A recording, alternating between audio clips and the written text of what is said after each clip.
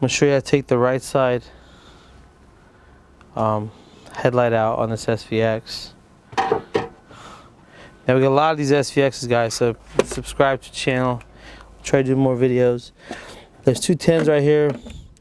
Today I'm not really energetic enough, but there's a 10 here, there's 1 10 there, and there's 1 over here on this side. There's 2 right here on the side. 1 on the fender here, and 1 more right here.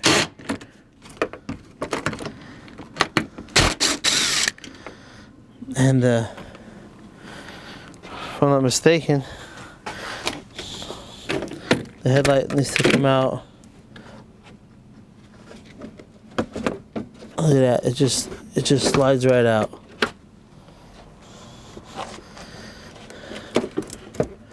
Very easy.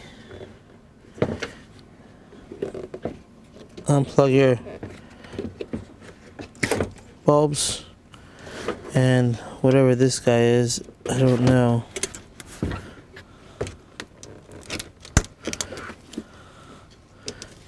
Right here's it's right here.